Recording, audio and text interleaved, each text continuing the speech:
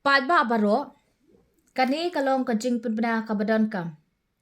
Kajingbi thamai jong Omicron, ubakam ya bet ban ya Khniang Delta, kalong kakam kabade ban pikir tikna, ban ya buat ya Jingpang namar ulakta ya kiwei kiri ha kaprathe. Kumta ka Health Department rengkat kajing ya trailang bat ka Medical Expert Committee lane MEC, kalapan kre ya kini Jingpang harum, na kabanta kinong syong jong kajala. Kipat ba kimde ban shepting namar ba kajala kalapan kre banyale persya yaw ni Khniang Jingpang batamai, da ka bates bat budin yaw Omicron, da kajing ya trailang bat ki start Shaphang jong ka Center for Cellular and Molecular Biology, Hyderabad Pasteur Institute Shillong.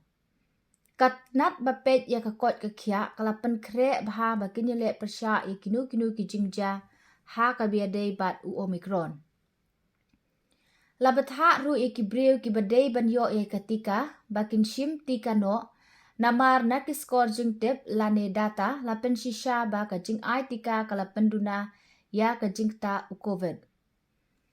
Dei ban penkloy ban letes bat shim jing sumar namar u COVID ukta palat ikibreu.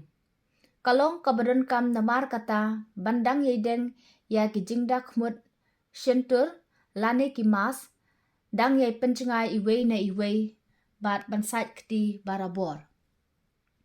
Dei namar baki pat ba ki asno kti ba kajala Meghalaya klala bante rakam ya ka klam nadu usnem ar arpo.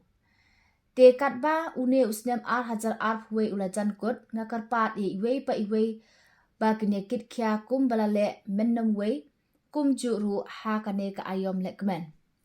Ni ai kuble ya barok kinong shnong bakin ya trailang panbe no ya kane ka klam. Ladang ya trailang ngin la. Kublei shibun.